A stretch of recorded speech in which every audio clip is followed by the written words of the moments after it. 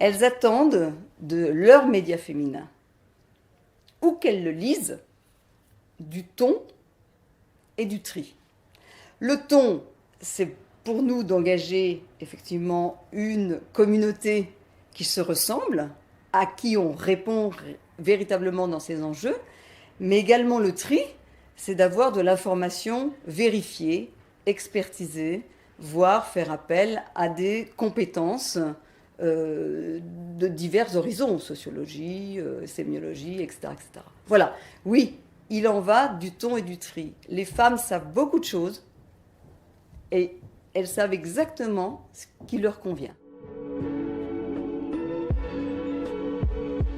La régie restera sous l'angle du conseil, toujours. Alors, ça s'appelle Brand Publishing, on vient de créer un département à ce sujet.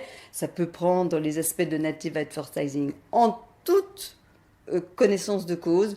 Nous avons ici une notion très importante sur une logique d'archipel. C'est-à-dire que nous pouvons tout proposer, aussi bien des insights, donc des études et de la connaissance de ces femmes, que la révélation que l'on peut en faire et la médiatisation que l'on peut en faire derrière. Voilà, je crois que c'est ça ce qui compte, la logique d'archipel chez nous. Vous savez, nous sommes nous-mêmes des éditeurs de contenu.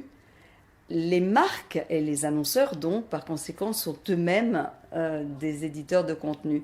Et je pense que dans la relation qu'ils entretiennent avec l'agence, les uns racontent des histoires, nous sommes dans la conversation, nous sommes dans le storytelling, et les autres doivent mettre en exergue tous ces éléments pour que cette histoire qui est racontée rentre dans des dispositifs audibles auprès des lectrices. Donc cette relation agence, annonceur, régie est finalement presque un pacte de stabilité et un trépied qui doit fonctionner en bonne intelligence. Et chacun a son rôle à jouer.